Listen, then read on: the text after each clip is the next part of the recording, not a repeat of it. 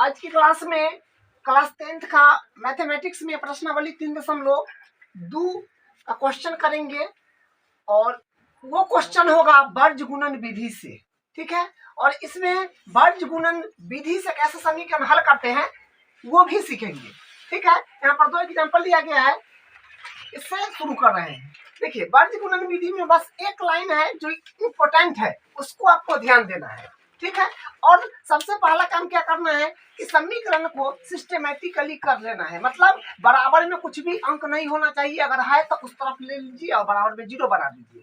तो वही काम करेंगे, x प्लस 3y और बराबर के इधर है 2, मतलब बराबर के इस पार है उस पार है तो इस पार कर लेंगे तो माइनस का 2 आ जाएगा। इधर बराबर के उधर 2 है, इधर करिएगा तो माइनस में होगा क्योंकि प्लस में है, और बराबर 0। उसके बाद फिर इसको भी उसी तरह कर लेंगे, 3x प्लस का 2y और 4 को भी इस तरफ ले लीजिए तो माइनस का होगा बराबर में 0। तो ये काम पहला स्टेप है करना। ठीक है, वर्ज गुणन में सबसे पहले ये काम करना है, बराबर में 0 बनाना है। अगर है तो कोई बात नहीं, अगर नहीं है तो इस तरफ करके 0 करना होगा। ठीक है, उसके बाद अब एक लाइन जो है वो काफी इंपोर्टेंट है। अब जो एक लाइन होगा वो काफी इंपोर्टेंट होगा, वही मेन है।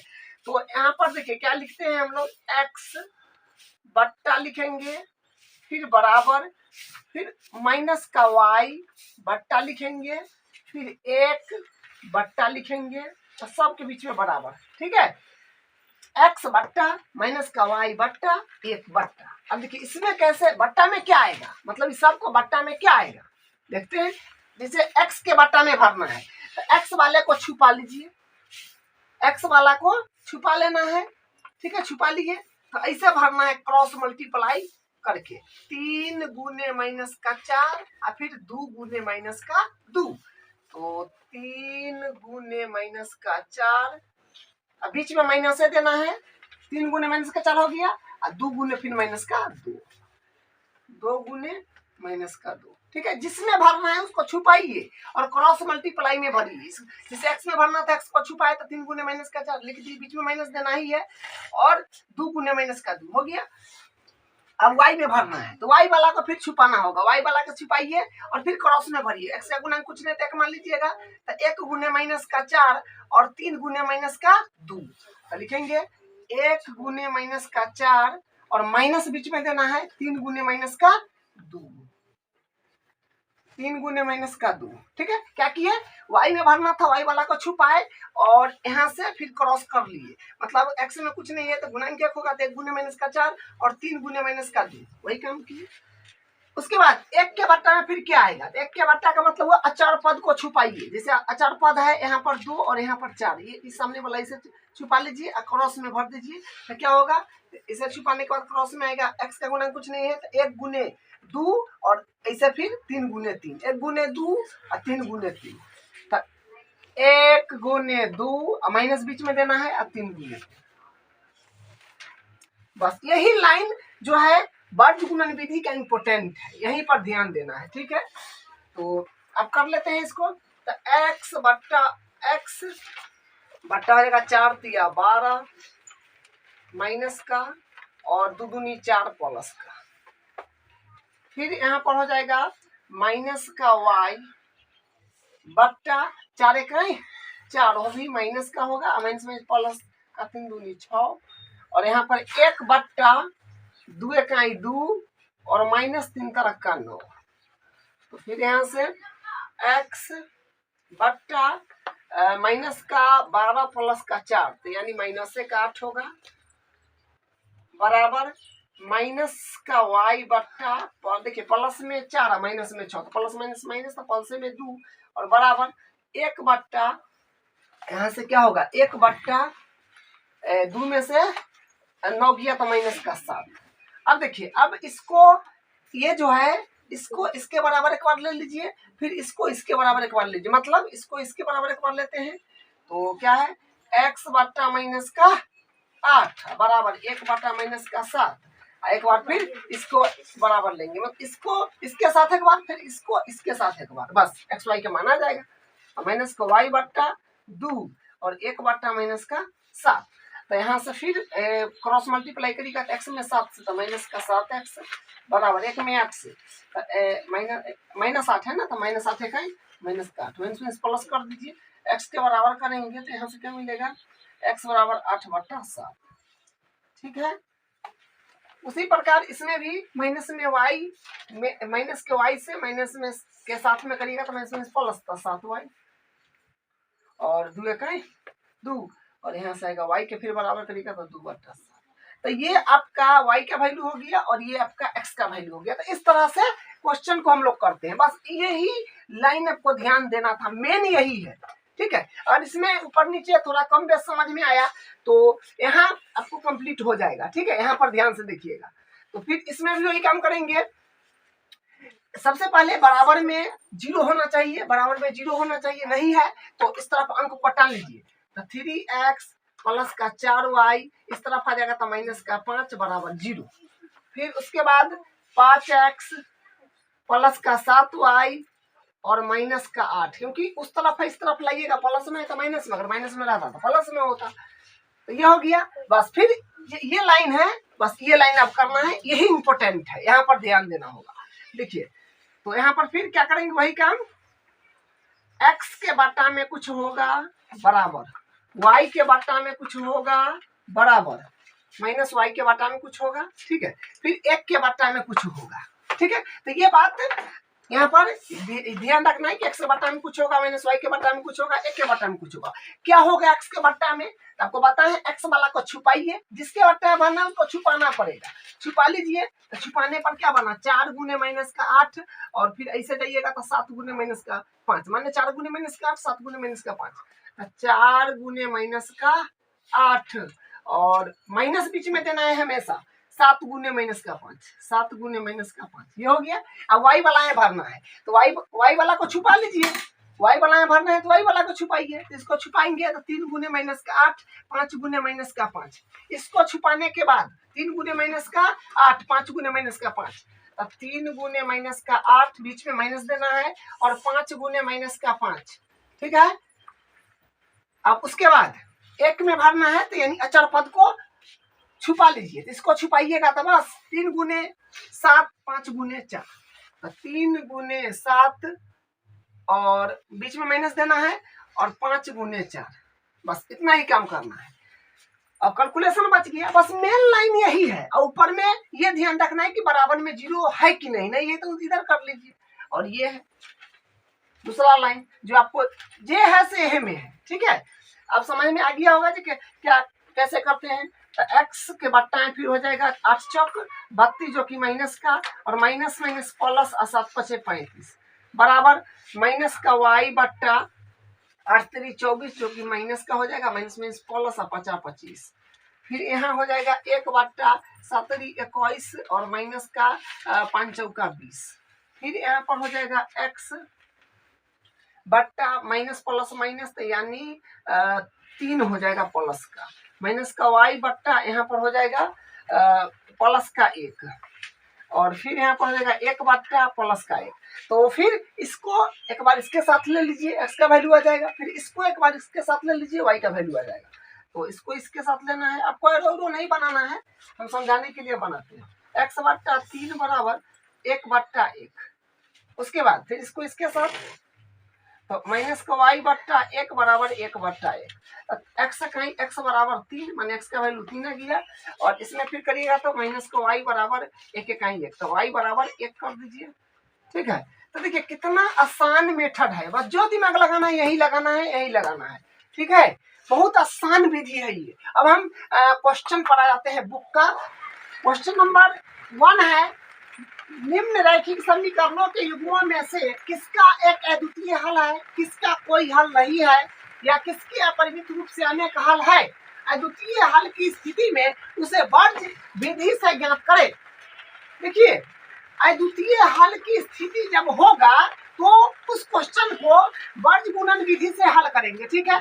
तो ये सब पहले तो चेक करना पड़ेगा। तो चेक करने के लिए हम लोग क्या करते हैं, A1 A2 B1 B2 C1 C2 ये सब करते हैं, निकालते हैं। यहाँ से पहले लिख लेते हैं कि A1 क्या है, A1 B1 C1 फॉर्मूला में होता है, जो A1 मतलब इसका गुना कुछ नहीं 1 हो जाएगा, और उसके बाद B1 हो जाएगा जो y का गुणांक है 3, माइनस का 3 है, साइन के साथ लेना पड़ेगा।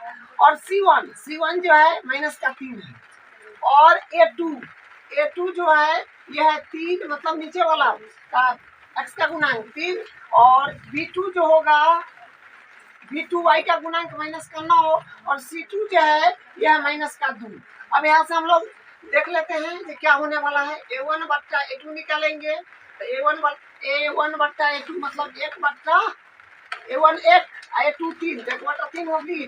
उसके बाद B1 बट्टा B2, B1 बट्टा B2, तो B1 है माइनस का 3 बट्टा B2 है माइनस का 9, तो माइनस माइनस प्लस होगा 3 तरह का 9, 1 बट्टा 3, मतलब ये दोनों बराबर है। तो C1 बट्टा C2 नीचे कर लीजिए, C1 बट्टा C2, तो C1 है माइनस का 3 और C2 है माइनस का 2, तो माइनस माइनस प्लस हो जाएगा, तो 3 बट्टा 2 आ जाएगा। तो देखिए A1 बट्टा A2, B1 बट्टा B2, ये दोनों बराबर है, लेकिन ये बराबर नहीं है, तो यहाँ लिखेंगे चूंकि A1 बट्टा A2 बराबर है B1 बट्टा B2 बराबर नहीं है C1 बट्टा C2, तो इस समांतर रेखा वाला कंडीशन हो गया। तो यहाँ पर क्या होगा, इसका कोई हल नहीं होगा। लिखेंगे इसलिए इसका कोई हल नहीं है। समांतर रेखा वाला कैसे हो गया, तो कोई हल नहीं होगा। ठीक है, लिख दिए, इसलिए इसका कोई हल नहीं है। तो देखिए अद्वितीय हल आएगा उस वक्त ना हम लोग वर्ग गुणन से बनाएंगे। यहाँ पे अद्वितीय हल आया नहीं तो इसको छोड़ देना है। अब फिर दूसरा को देखिए, दूसरा जो है फर्स्ट का दूसरा, हाँ तो सबसे पहले बराबर में 0 आपको बनाना है, तो वो काम पहले करिए। तो 2x प्लस वाई, इसको इस तरफ लीजिएगा तो माइनस का 5 बराबर 0, फिर 3x प्लस 2y और इनमें आएगा तो माइनस का 8 बराबर 0। तो यहाँ से देखिए फिर वही काम करना है। A1 ऊपर वाला जो है x का गुणांक 2 होगा, अब B1 जो है y का गुणांक 1 हो जाएगा, C1 ऊपर वाला में जो है अचल पद C1 माइनस का 5 साइन के साथ लिखिएगा। और फिर A2 जो नीचे वाला समीकरण में होगा A2 B2 C2, तो A2 हो गया आपका 3x का गुणांक, B2 हो जाएगा y का गुणांक जो 2 है, और C2 हो जाएगा ये अचल पद जो माइनस का 8 है। अब चेक कर लीजिए A1 बट्टा A2 कितना है, 2 बट्टा 3 यहाँ पर आ रहा है, और B1 बट्टा B2 तो यानी फिर B1 1 है, अब B2 क्या है, अच्छा 2 है। तो देखिए A1 बट्टा A2 का मान अलग है, B1 बट्टा B2 का मान अलग है, दोनों बिल्कुल अलग है। तो यहाँ से क्या कहेंगे, चूंकि A1 बट्टा A2 बराबर नहीं है B1 बट्टा B2, क्योंकि यहाँ पर 2 बट्टा 3 है, यहाँ पर 1 बट्टा 2 है, तो दो रंग हो गया ना, तो बराबर नहीं हुआ। हम क्या कहेंगे, इसलिए हाँ तो ये प्रतिच्छेदी रेखा वाला केस में हो गया, तो ये अद्वितीय हल होगा, यानी एक हल होगा, इसका अद्वितीय हल होगा। तो अद्वितीय हल के स्थिति में तो वर्गमूल विधि से सवाल भी तो बनाना है, तो ठीक है करते हैं। देखिए तो वर्गमूल विधि में क्या करते हैं सब जानते हैं, x के बट्टा में कुछ लिखते हैं बराबर y के बट्टा में कुछ लिखते हैं, फिर 1 के बट्टा में कुछ लिखते हैं, लेकिन माइनस वाई यहाँ पर होता है। ठीक है, तो वर्गमूल में क्या करते हैं, इसके बट्टा में कुछ लिखते हैं बराबर माइनस वाई के बट्टा में कुछ लिखते हैं बराबर 1 के बट्टा में कुछ लिखते हैं। x के बट्टा में क्या लिखते हैं, तो x वाला को छुपाइए, x वाला को छुपाने पर अपने पास बनेगा y के गुना कुछ नहीं है, 1 गुने माइनस का 8, 2 गुने माइनस का 5, 1 गुने माइनस का 8, 2 गुने माइनस का 5, तो 1 गुने माइनस का 8 और बीच में माइनस, और 2 गुने माइनस का 5, 2 गुने माइनस का 5। उसके बाद y के बट्टा में क्या लिखेंगे, y वाला को छुपाना पड़ेगा, तो y वाला को छुपाइएगा तो क्या y वाला जो 2 गुने माइनस का 8, 3 गुने माइनस का 5, ठीक है, मतलब y वाला को छुपा दे, मतलब इसको भूल जाइए। 2 गुने माइनस का 8, 3 गुने माइनस का 5, 2 गुने माइनस का 8 बीच में माइनस, और 3 गुने माइनस का 5।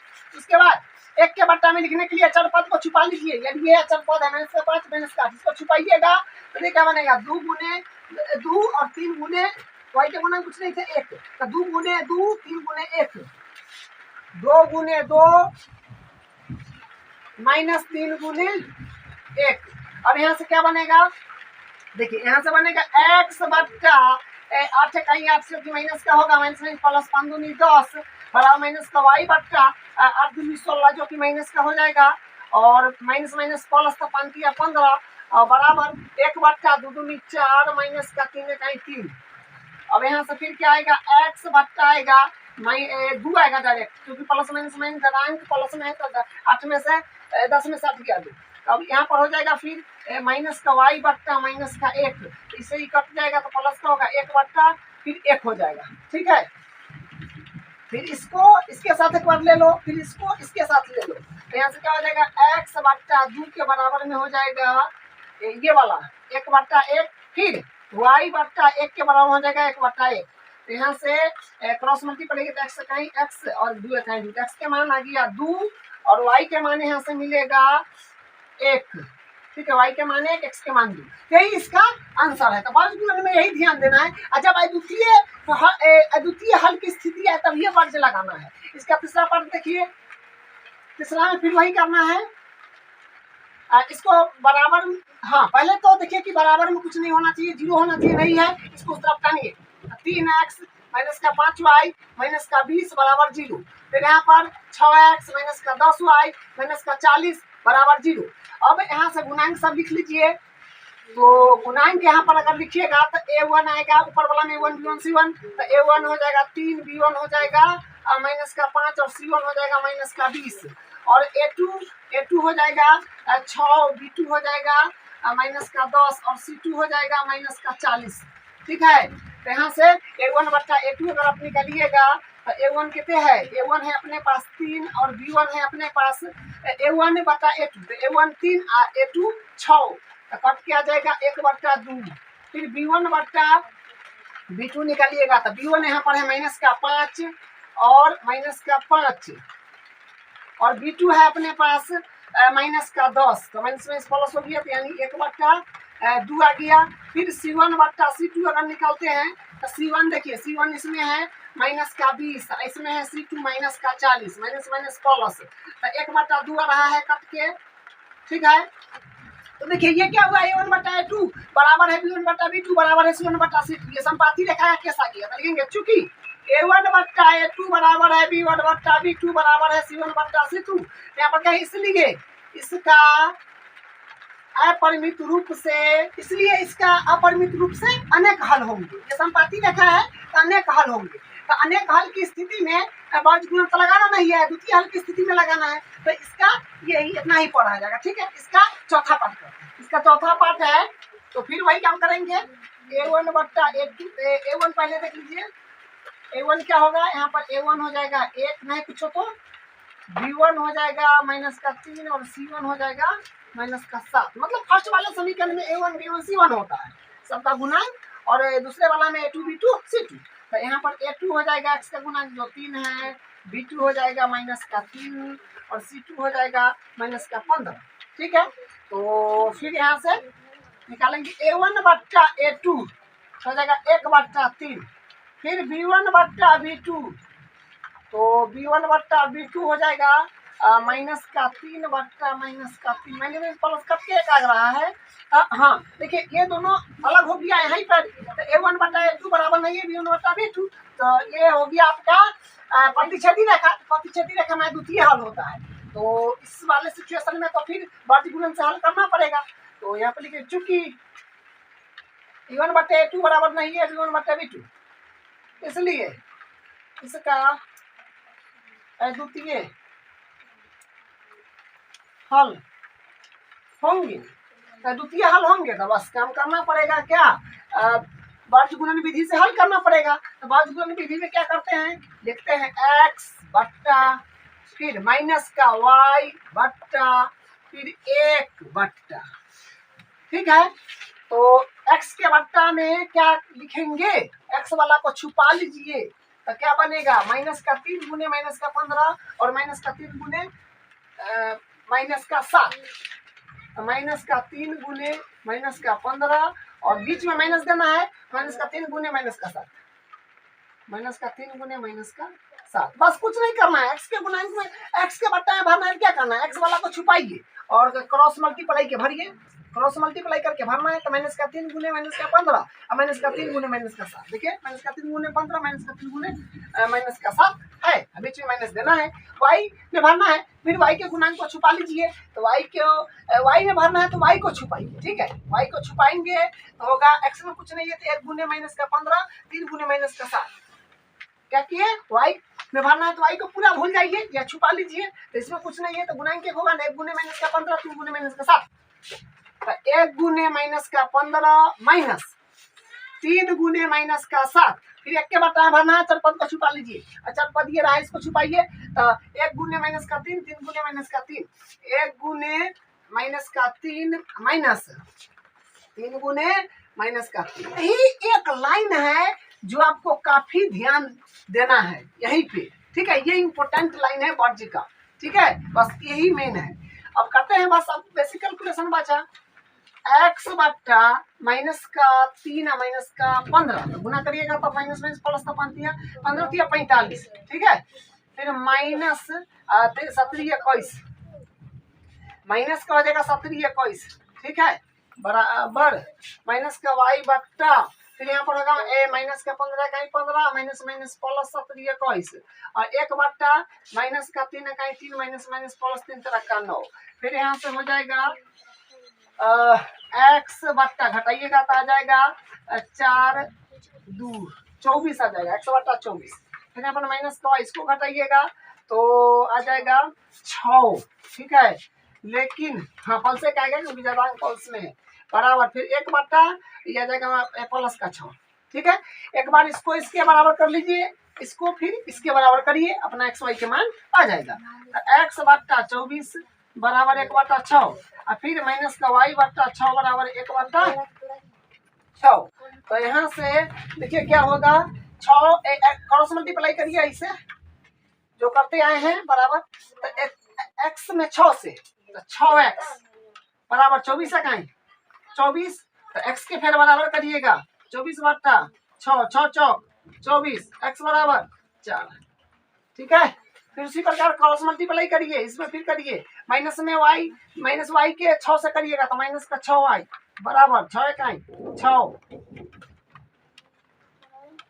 तो y के बराबर करिएगा 6 बटा माइनस का 6, तो y के माना गया माइनस का 1, ठीक है, तो यही इसका आंसर है।